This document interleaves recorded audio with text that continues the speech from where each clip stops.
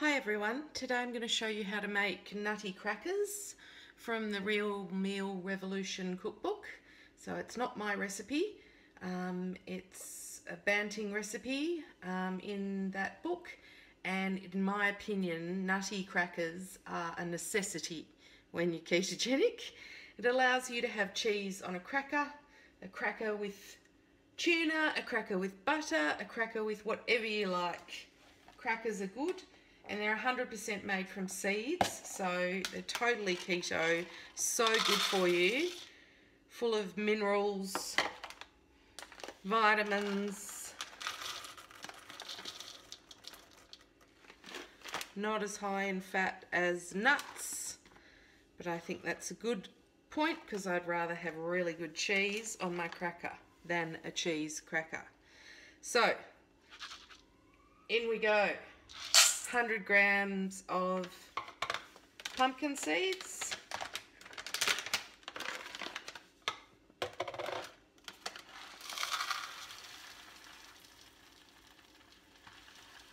100 grams, ish, sunflower seeds,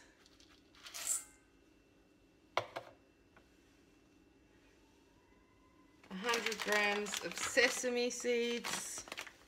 Oh yeah.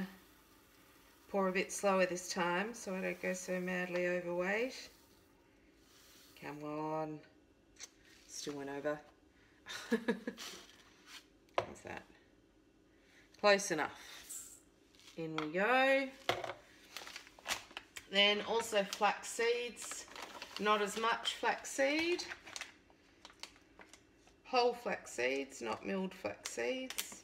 Milled flax seed goes off really quickly, so you're better to buy whole flax seed. And then if you're going to use milled, mill it yourself. So these absorb, like swell with water heaps, which is why we don't use as much of them. So just 60 grams of the flax. But as it says on the pack, lots of omega-3s. In it goes. Pretty simple. But how does it stick together, you're saying? Well, psyllium husk. Good old psyllium. So psyllium's great to use to bind things. It's not so good as a thickening agent because it's, well, the texture of it can be a bit ugh. So for custards and ice creams and things like that, I use, well, eggs and xanthan gum, things like that, where you can get a smooth thickness. With psyllium, you can still always get the texture of the psyllium. I often, like for breads and things, I will grind the psyllium down as fine as possible, and then it's sort of binds with everything else and it doesn't have as much of a texture. In this it doesn't really matter because it's dried out and sort of crispy, so the texture you're not really aware of. So 400 mils of water, or I can look at the imperial side, 1.5 cups ish, 1 1/3, 1.5 cups. Sorry, Australia, mils. Simple as just pouring it in, mixing it all. And now we're going to take a short break. I'll flash up the recipe and let that psyllium sit for 10 minutes, something like that, 10 to 15 minutes. And when we come back, you'll see how much it's changed.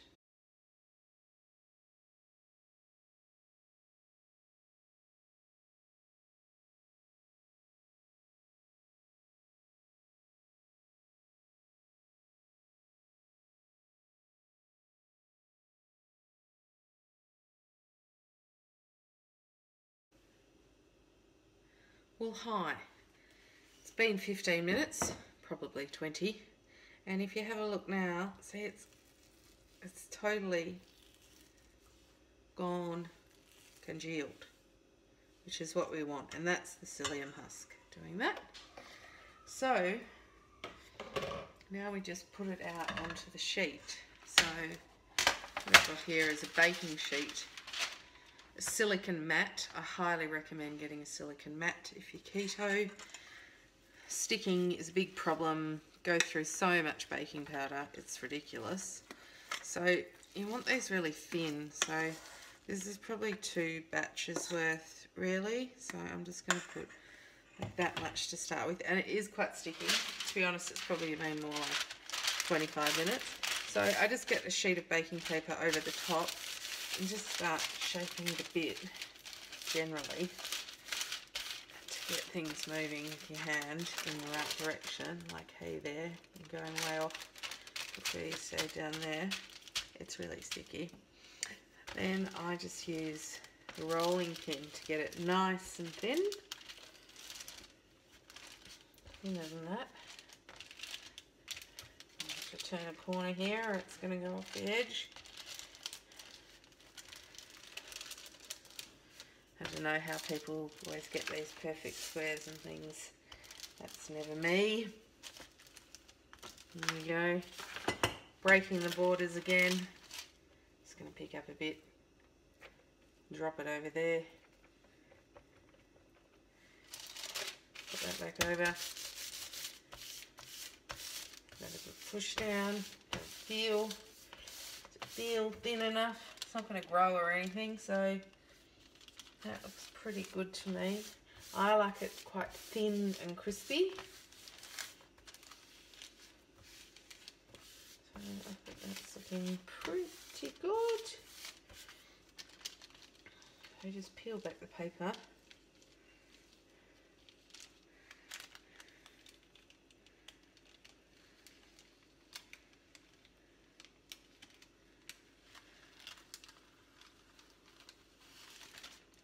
There it is. It's barely cooking really. It's just putting things together and rolling them out.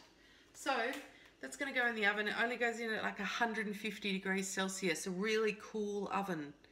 Cool.